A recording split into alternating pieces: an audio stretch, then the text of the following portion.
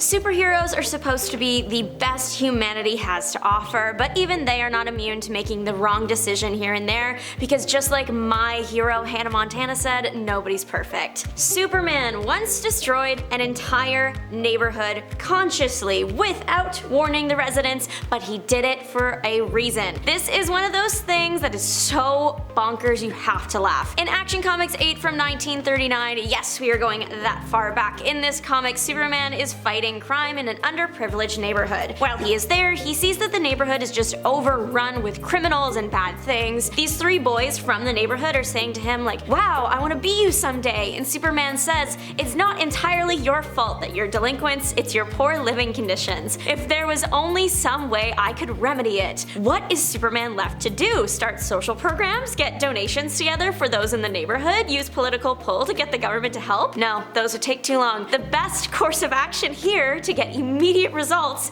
is to destroy the whole neighborhood with no warning. He literally sees in a newspaper that a cyclone destroyed another town, and so the government started helping, and he was like, "That's perfect, I'm going to ruin everybody's day." Without telling anybody to get out of there, Superman just starts tearing buildings down. He is acting like a natural disaster. People are running out of their homes screaming. The government, the army shows up and trying to get him to stop. He only leaves when the area is completely destroyed. Early comics were a different breed. Listen, I can say all I want about this wild choice on Superman's part, but he did get results. Eventually, the neighborhood is full of better housing, but it presumably took a while. Sorry, just a little bonus here with Superman, a 10.5 if you will. Superman once got a mullet. He was wrong for that. I don't care if it was the 90s. Anyway, we cannot deny that Stark Industries was a weapons company that Tony Stark did run when it was making weapons. We can't deny that these weapons caused large-scale destruction, but the good news is Tony eventually realized that this was wrong and switched over to what Stark Industries is producing now. Did the new Stark Industries also cause problems? Of course, both in the comics and the films,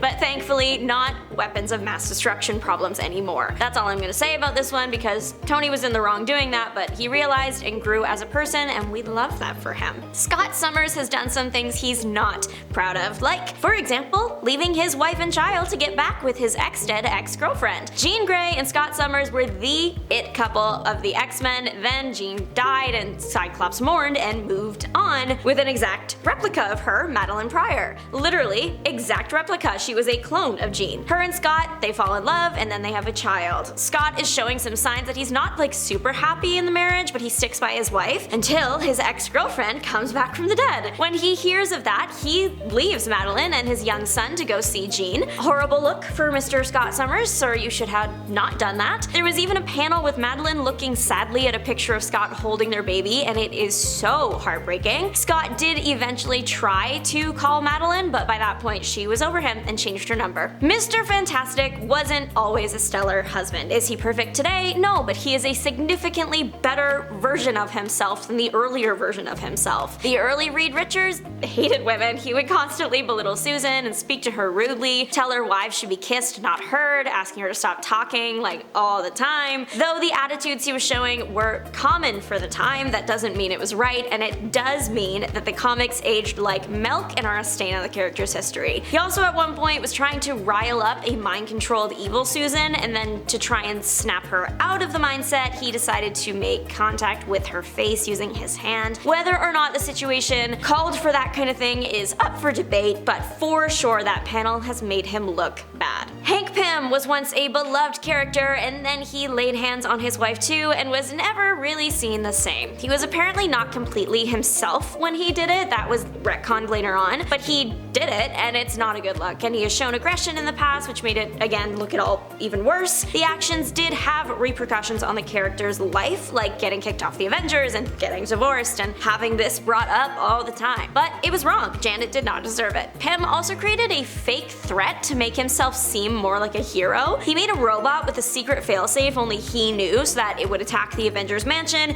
Then when he came in to defeat the unbeatable robot, the Avengers would see him as a hero, but that's not what happened. He couldn't defeat the robot, but you know who did? Janet. Then she divorced him. Girl boss. The reason she was even hurt by him in the first place was because she opposed this whole robot plan. Mr. Fantastic, or Reed Richards, is known for being very intelligent but not always emotionally intelligent. That's hurt the people close to him a few times over the years. Like that time when he masked his son's mutant gene that never was actually there, so he couldn't go to Krakoa like the son wanted. Franklin Richards was considered one of the most powerful mutants in the world. Unsurprisingly, that meant that mutants wanted him on Krakoa full time to be around other mutants and learn from other mutants. But he was still a kid. His parents still had a say over what he did and did not do. And they believed that Franklin should stay with them full time. He was just a teenager. Plus, at this point in the timeline, Franklin had actually lost his powers and his dad was trying to figure out why. So they wanted to keep Franklin home for that super medical reason as well. Mr. Fantastic predicted that the X-Men were going to show up eventually to try and convince or forcefully take Franklin to Krakoa, so he invented a device to mask the mutant gene in Franklin so he would not be accepted by the Krakoa portals. When Franklin finds out his dad technically modified him without him knowing, it's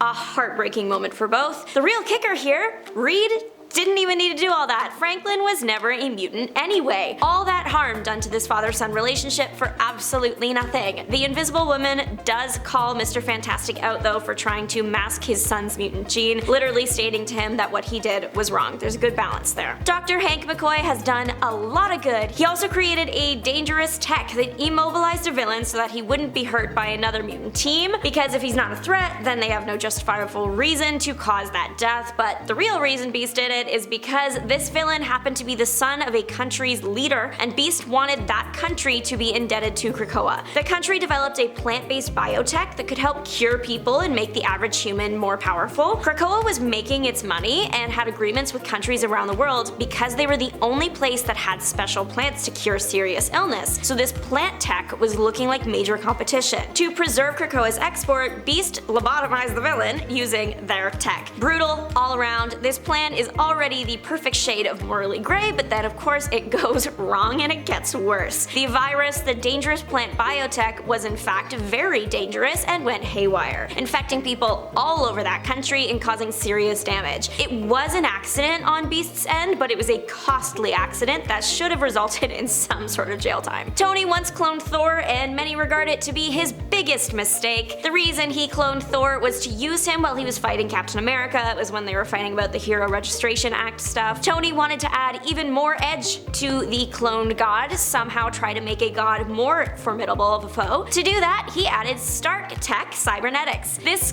Thor clone is called Ragnarok. Obviously, the clone is a little on the unstable side, and he starts going around trying and succeeding in putting an end to other superheroes. That was not what Tony wanted at all, but Tony, why were you cloning your friend and messing with the DNA of a god? Personally, I would not have done that or recommend doing that. Creating deranged Thor also made his already bad relationship with Captain America worse, and then when the real Thor shows up again, he isn't happy with Tony either. Ragnarok was eventually taken out by Storm and Hercules using the deranged clone god's own fancy hammer, but then he came back from the dead anyway in the end and joined the Dark Avengers. Tony Stark created a cool character, but a massive problem with that one. Hal Jordan, Green Lantern, lost it at one point. He suffered a mental break, and then the Green Lantern Corps suffered for it. Hal Jordan was just trying to visit his hometown, Coast City, but when he got there, it was gone, destroyed. This caused his brain to break, and he wanted revenge and also to fix the city. He recreated the entire city and revived the residents, which is not allowed, but in his grief he did not care. Then for his revenge, he took out Sinestro and the Guardians, the people who run the Green Lantern Corps, the ones who are trying to bring order to the universe. Hal Jordan became Parallax and then started rampaging across the universe, generally being a menace and terror. Eventually he was stopped, and it was revealed later that the reason he acted so terribly as Parallax was because he was actually possessed by Parallax, a demonic parasite. Wanda causing the death of almost all mutants was not exactly her shining moment. She was dealing with a lot.